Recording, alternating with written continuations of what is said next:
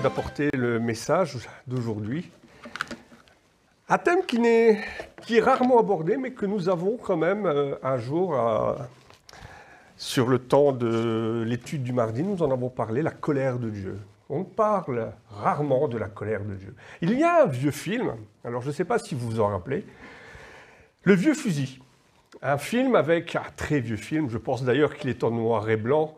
Il y a, non pas en noir et blanc, en tout cas, il y avait Romy Schneider et Philippe Noiret dans le rôle principal. Alors, pour établir un petit peu le contexte de ce film, l'histoire se passe juste avant le débarquement de Normandie. On est dans un petit village français. Et ce médecin, Philippe Noiret, joue, alors je n'ai pas le nom du film, mais ce médecin, c'est un médecin un peu débonnaire, pacifique, et il se charge d'apporter sa contribution à la victoire, et il soigne simplement les résistants blessés dans les maquis. Et un jour, en revenant, il voit que son village est complètement décimé. Il habite dans un château avec sa femme et sa fille, et il voit, en rentrant, un peu à l'image d'Oradour, un village complètement décimé. Et où il retrouve sa petite fille fusillée, ainsi que sa femme brûlée vive. Et on pense, en tout cas il laisse planer l'image qu'elle a été violée avant d'être tuée. Et ce médecin pacifique va rentrer dans une fureur dévastatrice. Et Philippe Noiret, lorsque vous le voyez comme acteur, c'est pas Rambo, hein. Il est débonnaire, il a un visage, vraiment, même son visage est pacifique. Mais à ce moment-là, son visage va changer. Et il va vraiment rentrer dans une rage dévastatrice. Il va se munir du vieux fusil de chasse que ses parents avaient, que son père avait, et il va, un par un, se venger des troupes SS qui ont fait du mal à sa famille. Et c'est vraiment des scènes qui sont très lourdes. Et lorsque vous voyez le film, ces scènes de vengeance, quelque part on les comprend. Et on le reconnaît. Comment réagirions-nous si on nous blessait au plus profond comme cela? Si ça allait très loin dans la douleur, comment réagirions-nous dans cette douleur? Il y a une expression que vous connaissez certainement, il faut se méfier de l'eau qui dort. Comment ce médecin pacifique a pu rentrer dans cette colère dévastatrice? Il faut se méfier de l'eau qui dort. Parce qu'un petit ruisseau, aussi paisible soit-il, peut devenir un torrent dévastateur. Lorsque nous sommes partis en vacances avec Linda, nous sommes partis à Vaison-la-Romaine.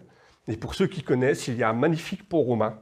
Et tout en dessous, il y avait une petite rivière. Et d'ailleurs, c'était en été, il faisait bon, il faisait chaud. Et Rémi, tout petit, avait été nager dans cette rivière. Mais cette même rivière, lors des crues, avait fracassé, avait ravagé le village. Des caravanes, on voyait des scènes à la télévision où des caravanes complètes se fracassaient contre ce pont romain. Et il y a d'ailleurs, tout en haut du pont, il y a une pancarte avec marqué la crue, telle année où elle arrivait. Et c'était impressionnant, c'est impressionnant de voir que ce ruisseau, cette petite rivière, ait pu devenir ce torrent dévastateur. Un autre exemple qui va dans le sens se méfier de l'eau qui dort. À la maison, nous avons des chiens, nous avons 3 chiens, et nous avons ce qu'on appelle un Amstaff. Donc c'est un chien catégorisé, c'est-à-dire reconnu. Je peux pas aller en France avec lui. Je ne peux pas aller en France parce qu'il est considéré comme chien dangereux. Mais pour ceux qui connaissent mon chien, la terreur des litières, je ne peux pas me défendre avec lui, ce n'est pas possible. J'ai un chihuahua qui se prend pour un pitbull et j'ai un Amstaff qui se prend pour un chihuahua. Parce qu'il est catégorisé, parce qu'il est reconnu comme méchant. Mais si vous allez sur Internet voir les chiens mordants, vous verrez que le Labrador est un chien mordant. Pourquoi? Parce que déjà, ils sont plus nombreux sur le territoire, mais en plus, lorsque vous voyez un Labrador derrière un grillage, vous avez envie de mettre votre main. C'est un chien pépère, c'est un chien bonasse. Il a une tête de bonasse, ce chien. Et on ne s'inquiète pas, on ne se méfie pas, et c'est ainsi que le chien mord. Comme quoi, il faut se méfier de l'eau qui dort. Et beaucoup imaginent Dieu incapable de se mettre en colère. On l'imagine sur son grand siège, un grand fauteuil, avec une grande barbe blanche, un peu débonnaire comme cela. Et il fait sauter ses enfants sur ses genoux, en leur racontant des histoires. Mais ça, c'est le Père Noël, hein, ça. Ça, c'est les images de cartes postales, et c'est comme ça qu'on représente le Père Noël. Mais Dieu, c'est pas ça. Et je l'ai souvent dit, et je le répète, l'humanité s'est enfermée dans un mensonge. Le mensonge de l'évangile de Paul. L'évangile de Paul, mais pas le Paul de notre Bible, le Paul Naref. Cet évangile qui nous dit on ira tous au paradis, que l'on soit béni, que l'on soit maudit, on ira tous au paradis. Les tueurs, les sauveurs, les gentils, les méchants, on ira tous au paradis. Et l'humanité s'est enfermée là-dedans. Parce que tous ne seront pas sauvés. Et ça, c'est une réalité. Ça, c'est une réalité. La colère ne fait pas partie des attributs de Dieu. C'est-à-dire, nulle part dans la Bible, il est écrit « Dieu est colère ». Dieu est amour. Mais la colère est un trait de personnalité de Dieu. Dieu se met en colère. Dieu s'est déjà mis en colère. Et Dieu est capable de se mettre en colère. Et le message aujourd'hui sera justement la colère de Dieu. Et je vous invite à prendre un texte que vous retrouvez dans Romains, chapitre 1, versets 18 à 23. On va essayer de ne pas plomber l'ambiance quand même. Romains, chapitre 1, 18 à 23. La colère de Dieu se révèle du ciel contre toute impiété et toute injustice des hommes, qui retiennent injustement la vérité captive. Car ce qu'on peut connaître de Dieu est manifeste pour eux, Dieu leur ayant fait connaître. En effet, les perfections invisibles de Dieu, sa puissance éternelle, sa divinité, se voient comme à l'œil nu. Depuis la création du monde, quand on les considère dans ses ouvrages, ils sont donc inexcusables. Puisque, ayant reconnu et connu Dieu, ils ne l'ont point glorifié comme Dieu, et ne lui ont pas rendu grâce, mais ils se sont égarés dans leurs pensées, et leur cœur sans intelligence a été plongé dans les ténèbres. Se vantant d'être sages, ils sont devenus fous, et ils ont changé la gloire de Dieu incorruptible en image représentant l'homme corruptible, les oiseaux, les quadrupèdes et les reptiles. Amen. Alors, Dieu peut-il se mettre en colère? En voilà une bonne question, et nous allons essayer d'y répondre, la méditer ensemble. Un ami m'a dit un jour que le Dieu de l'Ancien Testament était quand même drôlement différent du Dieu présenté par Jésus dans le Nouveau Testament. Y a-t-il une différence entre le Dieu que nous connaissons de l'Ancien Testament et le Dieu d'amour que Jésus nous présente, le Père? Une expression qui marque un manque de connaissance. Dire que Dieu est différent tel qu'il s'est présenté dans l'Ancien Testament et tel qu'il est présenté dans le Nouveau, dire qu'il est différent, c'est une expression qui manque un manque de connaissance. Et c'est l'apôtre Jacques qui nous répond sur cela. Lorsqu'il nous dit dans Jacques 1, versets 16 à 17, « Ne vous y trompez pas, mes frères bien-aimés. Ne vous y trompez pas. Toute grâce excellente et tout don parfait descendent d'en haut du Père des Lumières, chez lequel il n'y a ni changement ni ombre de variation. » Dieu est le Père des Lumières, il n'y a pas d'obscurité en lui. Il n'y a aucune obscurité en lui. Ce n'est pas une lumière artificielle. Les étoiles un jour cesseront de briller. Le soleil va s'éteindre. La terre va disparaître. Mais Dieu reste le même, éternellement. Son amour, sa puissance, sa sagesse, l'amour de Dieu ne manifeste ni changement, ni ombre de variation. Malachie 3,6, « Je suis l'Éternel, je ne change pas. » Hébreux 3,8, « Jésus-Christ est le même aujourd'hui, hier et éternellement. » Et sa parole est la vérité. Voilà comment les prophètes de l'Ancien Testament nous parlent de la colère de Dieu. Naoum 1, 2, 3. « L'Éternel est un Dieu jaloux. Il se venge. L'Éternel se venge, il est plein de fureur. L'Éternel se venge de ses adversaires, il garde rancune à ses ennemis. L'Éternel est lent à la colère, il est grand par sa force, il ne laisse pas impuni. L'Éternel marche dans la tempête, dans le tourbillon, les nuées sont la poussière de ses pieds. Il est lent à la colère, c'est quelque chose que nous répétons souvent, lent à la colère, riche en bénédiction, mais être lent à la colère ne veut pas dire ne jamais se mettre en colère. Ésaïe 13, 9. Voici le jour de l'Éternel arrive, le jour cruel, jour de colère et d'ardente fureur, qui réduira la terre en solitude et en exterminera les pécheurs. Alors, pour répondre à cette question, est-ce que le Dieu de l'Ancien Testament tel qu'il nous l'est présenté ici, est-il différent du Dieu qui nous est présenté par Jésus? La réponse est non. Est-il nécessaire de rappeler, de préciser que le Nouveau Testament renferme des notions tout aussi percutantes et tout aussi interpellantes? Lorsque Jean-Baptiste va dire aux Sadducéens, Matthieu 3, 7, 8, « Race de vipères, qui vous a appris à fuir la colère à venir? Produisez donc du fruit de la repentance. »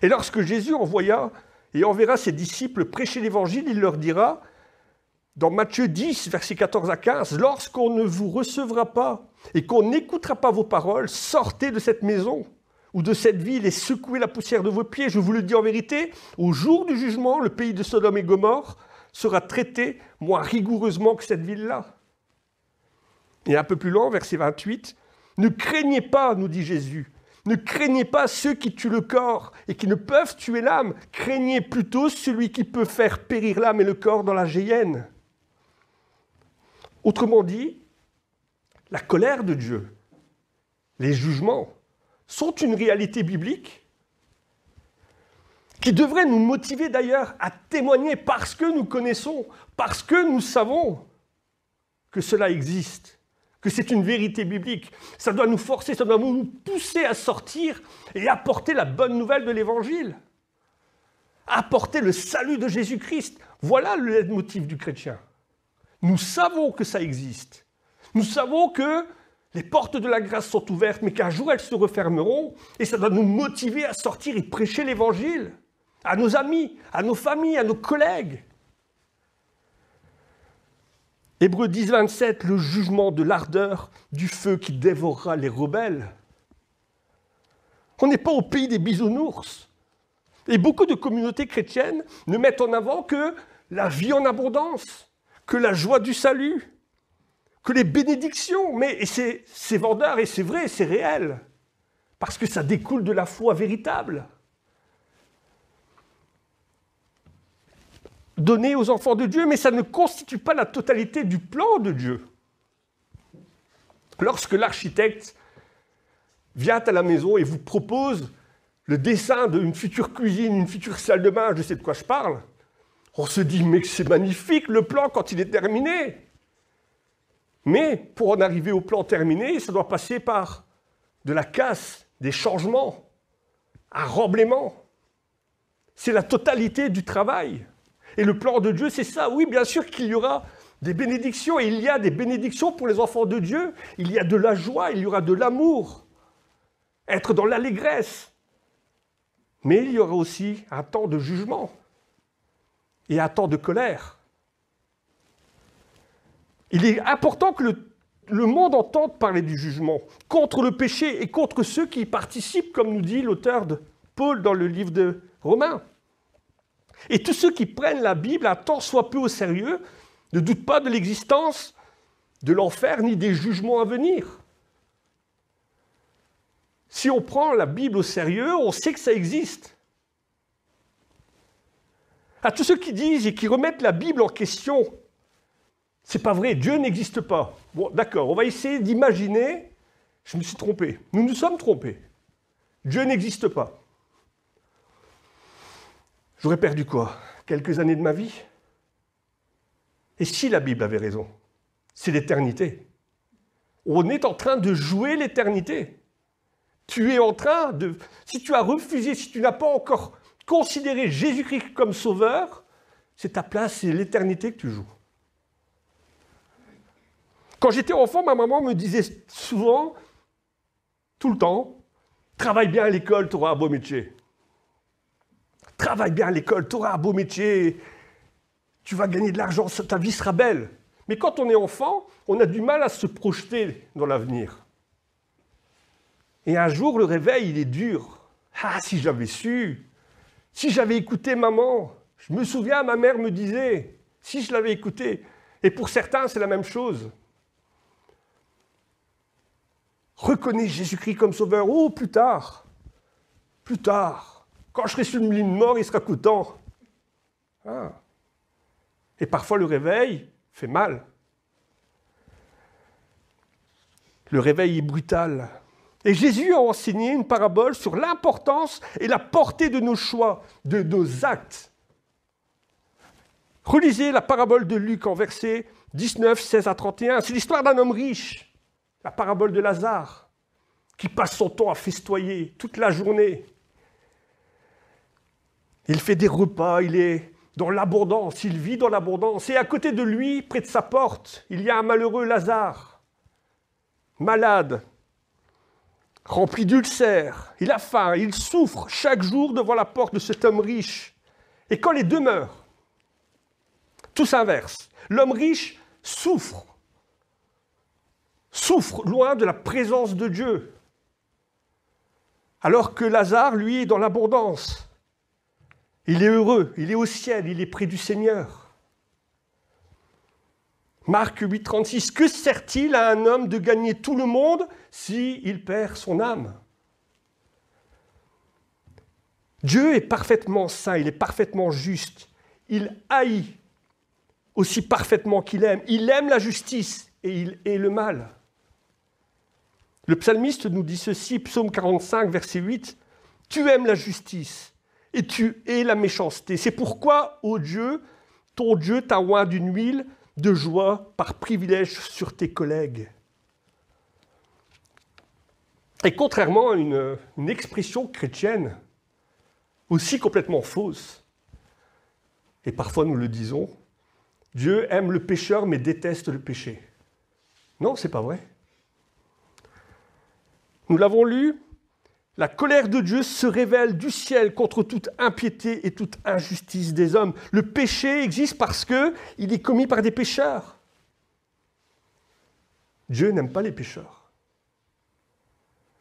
Et le péché, c'est quoi? C'est la corruption du genre humain, c'est la rébellion et la révolte contre lui. Alors la question, au lieu de dire « Dieu aime le pécheur, mais déteste le péché », nous devrions plutôt nous demander pourquoi Dieu aime ceux qu'il devrait haïr. C'est ça la question qu'on devrait se poser, que chaque homme devrait se poser. Pourquoi Dieu aime ce qu'il devrait haïr? Alors pour répondre à cette question, nous devons comprendre, pour comprendre la grâce, nous devons comprendre les raisons de sa colère. Pour comprendre, quand on parle de grâce, et c'est des jours de grâce encore que nous vivons aujourd'hui, mais pour comprendre sa grâce, nous devons comprendre les raisons de sa colère, comprendre pourquoi la mort de Christ était nécessaire. Quand on vous appelle le médecin parce que vous êtes malade, que fait-il? Il ne va pas vous donner un médicament tout de suite, il ne va pas vous faire une injection tout de suite. Il va d'abord essayer de comprendre la maladie afin de pouvoir donner un traitement, identifier les raisons pour donner le traitement valable. Les raisons, c'est quoi? C'est que tous sont péchés, tous sont privés de la grâce de Dieu. C'est ça la maladie, c'est le péché. Tous ont péché, il n'y a pas de juste, pas un seul. Tous ont péché, tous sont privés de la gloire de Dieu. Pour comprendre l'étendue, la hauteur, la profondeur, la largeur de l'amour de Dieu, nous devons comprendre l'étendue de la rébellion contre lui. Et l'Écriture révèle que, dans un premier temps, l'Écriture va révéler dans un premier temps le problème pour nous apporter la solution. Éphésiens 2, 1, 3. Vous étiez morts par vos offenses et par vos péchés, dans lesquels vous marchiez autrefois, selon le train de ce monde, selon le prince de la puissance de l'air, de l'esprit qui agit maintenant dans le fils de la rébellion.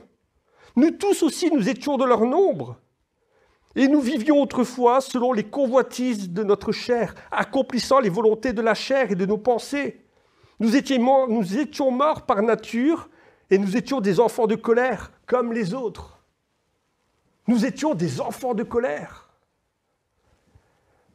Nous étions par nature des enfants de colère. Et voici la bonne nouvelle qui nous est révélée. Christ est mort pour nous. Nous étions de leur nombre, perdus, errants. Et Christ est mort pour nous. Nous avons le problème, le péché, et Dieu nous a donné la solution, son Fils unique.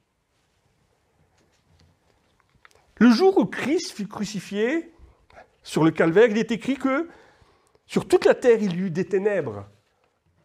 Et souvent, nous avons l'habitude de dire que ces ténèbres, c'est l'absence de Dieu. Dieu s'est retiré. Et nous prenons le texte de Jésus, « Seigneur, Seigneur, pourquoi m'as-tu abandonné ?» comme l'absence de Dieu. Les ténèbres étant l'absence de Dieu, mais c'est faux. Cette noirceur commence à la 6e heure, c'est-à-dire à midi, jusqu'à la 9e heure, c'est-à-dire 15 heures. Cette obscurité n'est pas causée par une éclipse. Et Satan n'en a pas le pouvoir non plus. C'est le temps de Dieu. Lorsque le ciel va s'assombrir à la croix, c'est le temps de Dieu. C'est le jour du Seigneur. Et l'obscurité est un signe qui annonce la colère divine. Et d'ailleurs, si vous revenez dans l'Ancien Testament, cette obscurité est une plaie de Dieu. Exode 10, 21, l'Éternel dit à Moïse, « Étends ta main vers le ciel, qu'il y ait des ténèbres sur le pays d'Égypte et que l'on puisse les toucher. » L'obscurité, c'est Dieu qui se révèle dans son ardente fureur. Amos 5, 20, « Le jour de l'Éternel n'est-il pas ténèbres et non lumière? N'est-il pas obscur et sans éclat ?» Dieu se présente au calvaire dans sa noirceur pour déchaîner sa colère, mais non pas sur le pécheur, mais sur son propre Fils. Il déchaîne sa colère sur son Fils et contre le péché de tous ceux qui seront sauvés par lui. Les ténèbres ne sont pas l'absence de Dieu, mais au contraire sa présence dans l'exécution de sa justice, afin que nous n'ayons pas à la subir. Dieu a déclenché sa colère sur son propre Fils, a déclenché son jugement sur son propre Fils, afin que nous n'ayons pas à la subir. Alors que tous ceux à qui Jésus tend et frappe à leur porte, tend la main, n'endurcissez pas vos cœurs. Parce qu'un jour, ces portes de la grâce, et nous le répétons souvent, se fermeront et il n'y aura plus de sympathie, et il n'y aura plus d'amour, il n'y aura plus de réconfort à ce moment-là. Il y aura le jugement. La colère de Dieu n'est pas une rage capricieuse, c'est la réaction juste d'un Dieu saint face au péché, car Dieu ne peut tolérer le péché. Habakkuk 1,13, tes yeux sont trop purs pour voir le mal. Comme nous l'avons lu, Dieu réserve sa colère et la dirige contre l'impiété et la justice, mais avec justice. Et peu importe si certains hommes ou certaines femmes rejettent cet évangile, parce que la présence de Dieu se voit comme à l'œil nu, nous l'avons lu. Ils sont inexcusables. Il y a tellement de preuves de Dieu autour de nous. Tellement de preuves de la présence de Dieu autour de nous que celui qui rejette l'évangile est inexcusable. Se vantant d'être sage, le monde est devenu fou. Et la folie leur a poussé l'humanité à se croire sage. Pire. En 1912, un homme a essayé de sauter de la tour Eiffel, habillé en oiseau. Un inventeur. Il s'est éclaté comme une enclume. Se croyant sage, il était fou. Et cette folie se manifeste encore plus spirituellement. Parce que l'homme déchu n'est pas enclin à croire, comme nous l'avons lu, avec la parabole de Lazare. Rappelez-vous, dans la parabole de Lazare, c'est après être mort qu'il demande à Dieu, à Abraham. Il demande, mais laisse-moi revenir, s'il te plaît. Laisse-moi revenir sur la terre afin que je prévienne mes enfants ou mes frères qu'ils doivent bien se comporter. Mais il est trop tard. Ce croyant sage, il était fou. Dieu est un Dieu jaloux.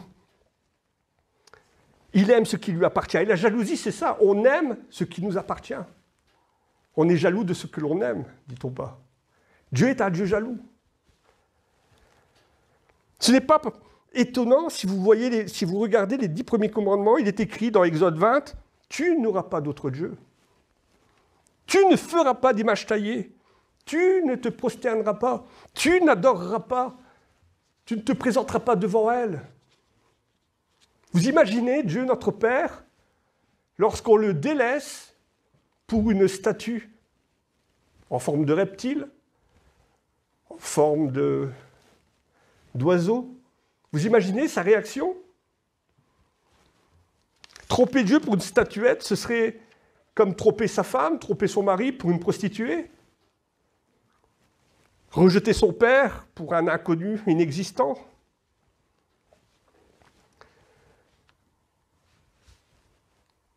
Nous sommes aussi dans une société où on place souvent la colère de Dieu un peu partout, n'importe comment. On va revenir au 7 octobre, le massacre qu'il y a eu, le pogrom qu'il y a eu en Israël, lancé par le Hamas depuis Gaza. Cette opération meurtrière s'appelait le déluge d'Al-Aqsa, la vengeance de Dieu, l'épée de Dieu qui va s'abattre sur Israël, tel que ces terroristes l'ont proclamé. Dieu est grand. Nous le faisons au nom de Dieu. C'est la justice de Dieu qui va s'abattre sur Israël. Le déluge d'Al-Aqsa. Pourquoi Dieu permet-il cela? Est-ce que c'était vraiment un jugement de Dieu sur Israël? Pourquoi les catastrophes? Pourquoi les inondations? Pourquoi les tremblements de terre? Les accidents en général? Pourquoi ça se produit? Se pourrait-il qu'il s'agisse vraiment d'un jugement de Dieu sur Israël, comme l'affirment ces terroristes? Si on veut être honnête, on ne peut dire que seul Dieu est capable de répondre à cette question, mais nous savons qu'un assassin reste un instrument de Satan. Cependant, la Bible affirme et clairement que Dieu a déjà passé par un pays, par un jugement. Si vous voyez par exemple, si vous relisez Jérémie 25, 8 à 11, il est écrit que Dieu va utiliser Babylone, c'est un pays cruel et impie contre Israël. Et ça va provoquer une dévastation du pays. Habakkuk 1, 6, 7, il est écrit que la colère de Dieu va s'abattre sur le royaume de Juda à travers les Chaldéens. Si vous prenez Ésaïe, versets 10, 5 à 6, ce sera la Syrie. Et Dieu a déversé sa colère sur Sodome et Gomorrhe. Jésus n'a-t-il pas pleuré sur Jérusalem en passant, sachant ce qui allait se passer par après?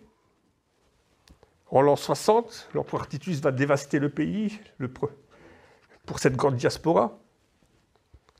Tout cela nous rappelle que la patience de l'Éternel, comme nous l'avons dit, a des limites.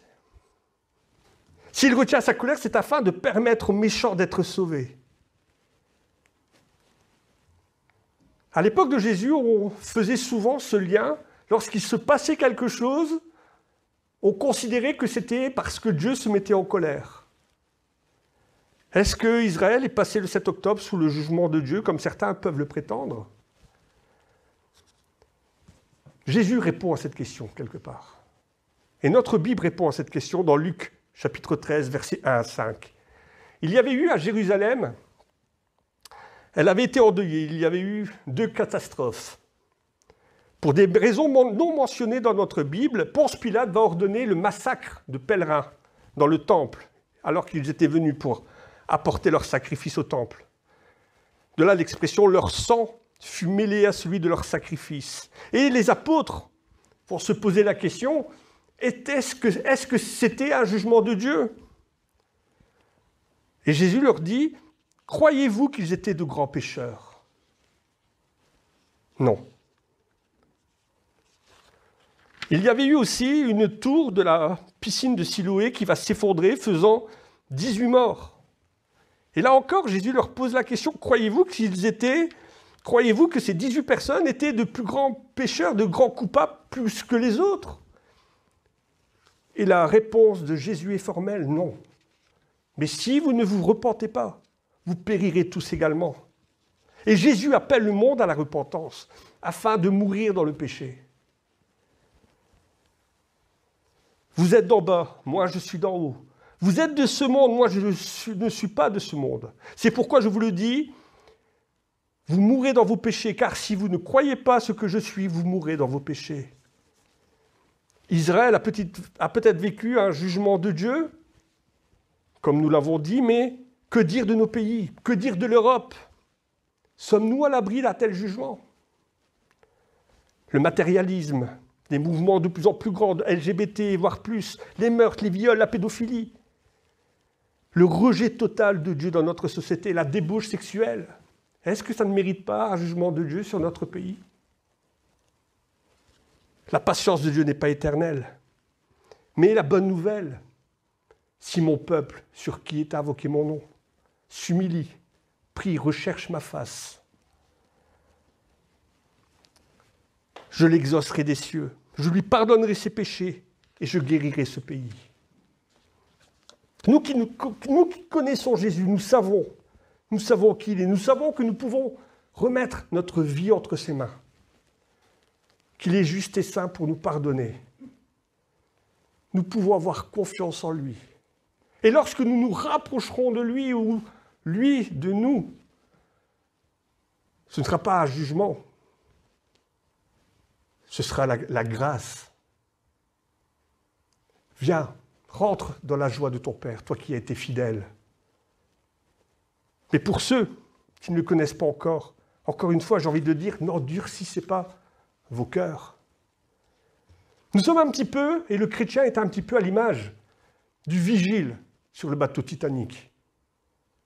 Alors que les gens s'amusaient, festoyaient, ça dansait, ça buvait, il y avait un homme à la barre. Et il a vu l'iceberg arriver. Et il a sonné la cloche. Réveillez-vous, changez de direction. Et plus le bateau avançait, plus le mur était présent. Changez de direction. Et c'est le rôle du chrétien. Parce que la colère de Dieu est une réalité. Parce que le jugement est une réalité. Parce que l'enfer est une réalité. Et à l'image de cet homme à la barre, notre rôle de chrétien, c'est cela. Peuple, si vous entendez sa voix, changez de direction. Le mur arrive. Le roi est de retour. La catastrophe aussi arrive avec elle. Le jugement arrive avec lui. Changez de direction. Si mon peuple, sur qui est invoqué mon nom, s'humilie, humiliez-vous. Priez, cherchez sa face. Et vous serez bénis, vous serez exaucés. Vous serez rétablis. Craignons la colère à venir. Il est donné à l'homme de vivre une seule vie. Après quoi vient le jugement. Amen. En effet, Seigneur, il y a tellement de travail et peu d'ouvriers. Nous savons, Seigneur, et nous te connaissons. Nous avons accepté, nous avons reçu ta grâce. Mais il y a autour de nous encore tellement de personnes, tellement d'amis, de frères, de membres de notre famille qui ne te connaissent pas encore. Et nous avons envie de proclamer ton nom, afin qu'ils te connaissent. Qu'ils puissent devenir des enfants de Dieu, tes enfants, Seigneur. Et si tu retiens cette colère dont la Bible nous parle, nous mentionne, c'est parce que tu ne veux pas que le méchant périsse, mais qu'il parvienne et qu'il revienne à toi. Et tu nous as envoyés, Seigneur, comme bergers, comme sentinelles, afin de prévenir, afin de ramener. Seigneur, il y a beaucoup de travail et peu d'ouvriers, encore une fois. Donne-nous le zèle, Seigneur, de proclamer ton nom. Donne-nous le zèle, Seigneur, de proclamer cette bonne nouvelle de l'Évangile.